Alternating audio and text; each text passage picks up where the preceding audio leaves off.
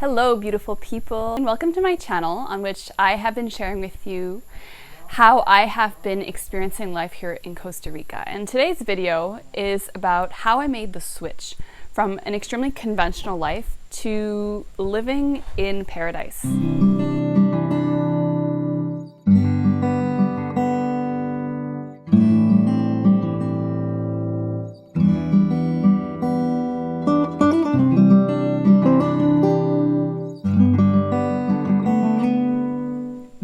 Now, I grew up in an extremely conventional setting where there was no question that I was going to university. Everything was extremely boxed in. This is exactly the recipe you have for your life and how you should live your life. And truthfully, I did not know who I was for so long. Like, I would say up until my mid to late 20s, I was completely lost. I didn't know what it meant to be my authentic self. I didn't know what I wanted because everything had been told. I had always been told, this is who you are and this is what you should do. And I wasn't able to tap into what's actually in resonance with me.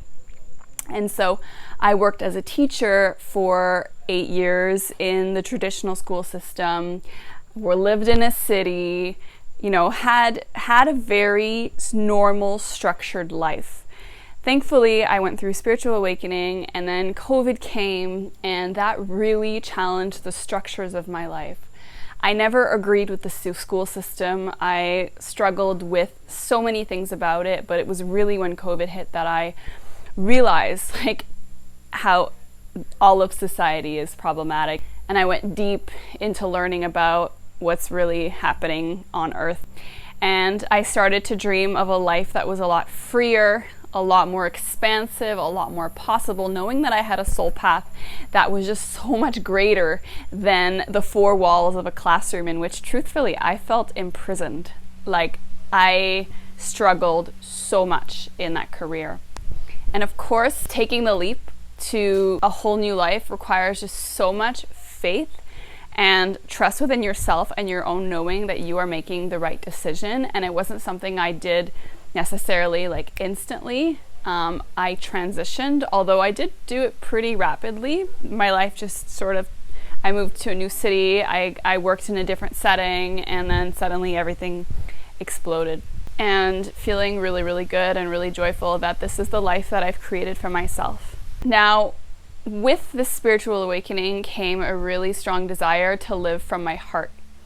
And what that meant for me was to no longer be guided by my fears or my mind, right? The mind uses logic and says, oh but, oh but, oh but. And these are all the reasons why you shouldn't. There are always going to be so many reasons why you shouldn't do something.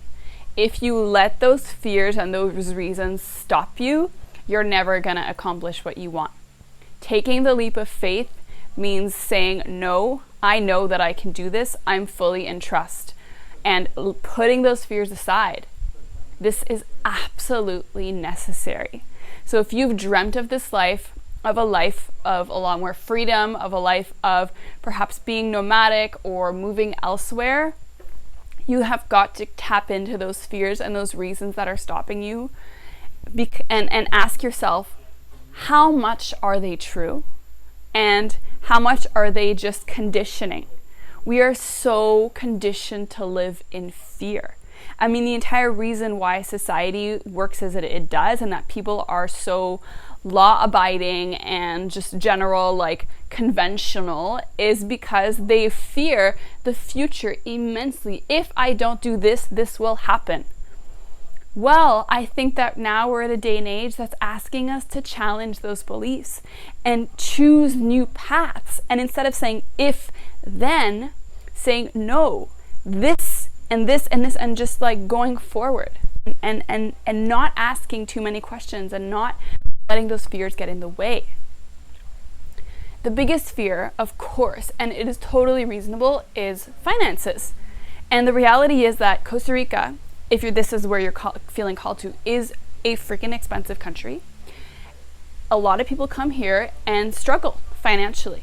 So if you're not already a digital nomad, it's reasonable to ask, how do I make it? Now, luckily, my partner and I have found a way around that to create abundance for ourselves. And of course, what this has required for me to do is completely expand the ways that I can create abundance, to not limit to myself to who I was before and think this is the only way. And also to realize that the lifestyle that I'm going to have here is not the same that I was going to have back in Canada. And to learn to live with less and to be satisfied with more minimal things. In Costa Rica, for example, fruits and vegetables are quite affordable. Anything that's imported is really expensive because it gets taxed. So I just eat a lot more fruits and vegetables, and I'm a lot more selective with what I choose to buy. So it's consciously making choices to live a more modest life. Now, the thing I wanted to say with the fact that it's really expensive is that there really are two sides to Costa Rica. And I mean, if you're going to Nosara, it's going to cost you a fortune. Where I live, there are ways to make it a lot more affordable and to rent houses that are really, really quite cheap, and to live a lifestyle that is a lot more rooted, a lot more simple, and a lot less expensive. So just be mindful of what kind of lifestyle are you seeking if abundance is a concern for you, and slowly learning to live with less. And my quality of life, I just want to say, is so not less because I choose to live with less. I mean, the abundance is found everywhere. The abundance is found in the nature around me. It's found in the fruit that I pick fresh from the tree. It's found in the river that I go swimming, right? It's not found in the material things as we are programmed to believe. There is so much deprogramming that has to happen for you or for people to come and I think just like settle in comfortably and not feel the shock. So if you are like me, like I was, so used to this very conventional life, there's a lot of inner work that just has to be done before you can come and feel comfortable in this new setting. Now, of course, living in a place like this is so far out of my comfort zone, or at least it was, and I've learned to deal with it in a positive way and to become comfortable and accustomed to it. You cannot stay in your comfort zone and then expect to make moves like this. Like, my life is uncomfortable. My life does have challenges. There are unexpected things that happen, and there are challenges to just living in this place. And a lot of people talk about coming to this place and just experiencing different challenges, and I've spoken about that in a previous video as well.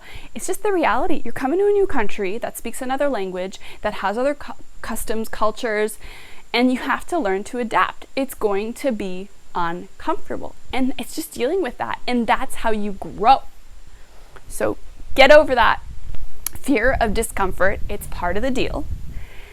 A lot of people recommend not buying land for 2 years before, or living here for 2 years rather, before you choose to buy land. Just because some people come and realize it's not for them, because it is outside of their comfort zone. It's not necessarily for everybody. For example, dealing with mold is a huge thing here.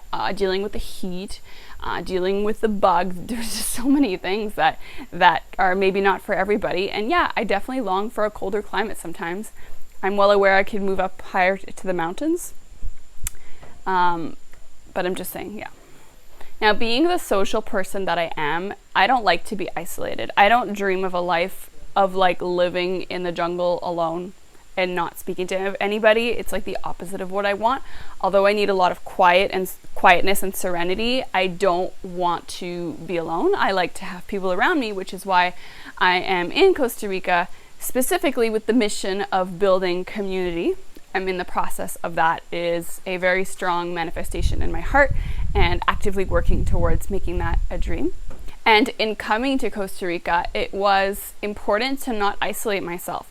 There are so many people here. There are a lot of people, unfortunately, that come through, and I have found it actually quite difficult to deal with so many people who are passing through and always leaving. And so I really have been trying to make connections with people that are rooted, just because otherwise it's so much energy, right? But finding people, finding your community will really help you feel that you have a sense of belonging.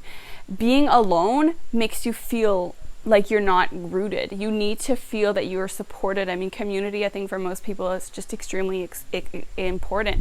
And luckily I live in an area that has a really, really strong expat community, but of like really quality, beautiful people. And so it's quite easy to make those connections. Of course, deepening them is the other issue. I'm still at that point where I'm trying to really foster deeper connections with people, and I have to say it has not been easy for me to really find that grounding in my relationships. It's something that I aspire to have more and more, and I think the coming rainy season will be good for that, because I'll know who's here, and whoever's left here are people who are really rooted.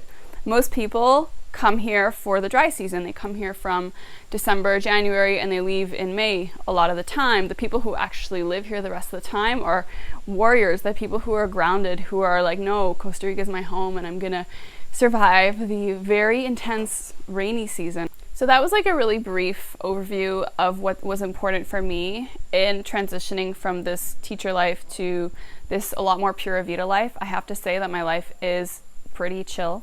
I wish it was a little bit more active. Sometimes I struggle with the old version of me that was, doing a million things, and that is also part of coming here. It's like, expect to live a lot more of a Pura Vida life, a lot more of a chill back life. If you're very much someone that likes to get things done, everyone says that it is so much harder to get things done here. It's like what you used to do in a day back home will take you a week. Here it's like, expect to do like 2 hours of what you used to do in a day. The energy, the heat, just the general lifestyle makes it so that people are not as productive. It's just part of the deal. It's a lot more just enjoying life, Pura Vida, pure life. So there's a lot of inner work that has to be done to really feel completely at ease here if you're not somebody that's used to this type of lifestyle of just traveling nomadically. My partner was very used to it, so for him it was super easy, and for me it was like, oh my god, like what am I doing? Very glad I did it, very glad I said yes, and also thankful that I didn't come here on my own, that I did have a partner to bring me. Otherwise, I have to say I would not have had the courage to do it. So finding someone that's going to help you ground. Otherwise, you show up here and it's hard. I mean, I have a few friends that did it, and I really admire their courage in coming here and just like figuring it out. So I'm not saying that you shouldn't. I'm just talking for me.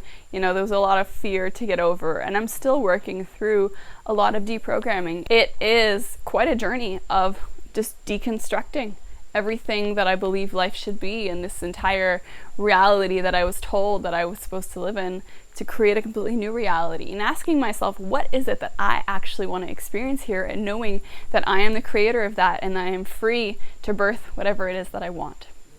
I hope my message resonates with you. I hope you find the courage within yourself to make the move. If you are feeling called wherever it is in the world, it is absolutely worth it. Your life is too short to stay living in a city, in a box, and in a restricted life. So go for it. Thank you for listening, and I'll see you soon.